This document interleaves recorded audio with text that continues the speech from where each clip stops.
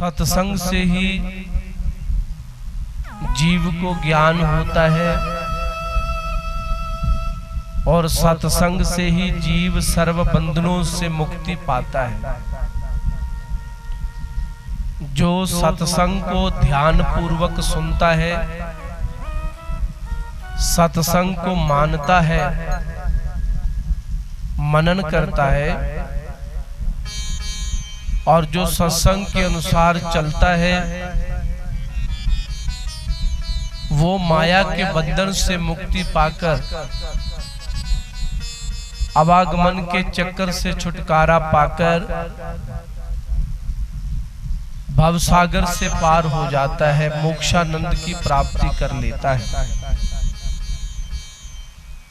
महापुरुषों की वाणी में लिखा भी है, जो जन सत्संग में आवे सो मानव माया बंधन से मुक्ति पावे। कि जो जन मतलब जो जीव सत्संग में आता है वो माया से मुक्ति पा लेता है और फिर उसको परिपूर्ण परमात्मा भगवान की प्राप्ति होती। जब सत्संग सुनने से हमें भगवान की प्राप्ति हो सकती है तो हमें सुख नहीं मिल सकता, क्योंकि सत्संग जो है ना, इस सुख प्रकट करने वाली एक मशीन है, सुख बनाने वाली एक मशीन है। जो सत्संग में बैठ जाता है वो सर्व दुखों से छुटकारा पाकर परम सुख की प्राप्ति करता है। जो हमारे ग्रंथों में लिखा है कि जो सत्संग में आवे सो जन सुख पदार्थ पावे, दुख ताप संताप सब भाग जावे। जो मन चित्त लगाकर सत्संग रूपी गंगा में डुबकी लगावे,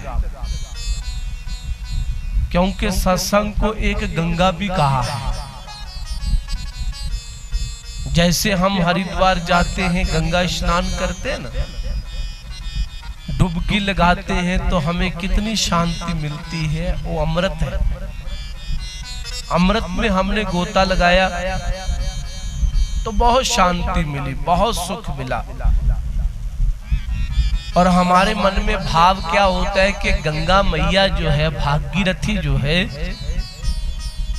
ये सर्व पापों को दूर करने वाली है,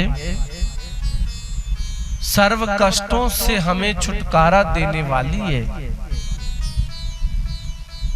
तो जब हम गंगा स्नान करके घर आते हैं तो हमारे मन में यही भाव रहता है कि हम गंगा स्नान करके आए हैं, हमें सारे पापों से मुक्ति मिल गई, सारे कष्टों से मुक्ति मिल गई। अब जो हरिद्वार में माता गंगा है, भागीरथी है, वो हरिद्वार में विराजमान है, हमें वहां पर चल के जाना पड़ता है,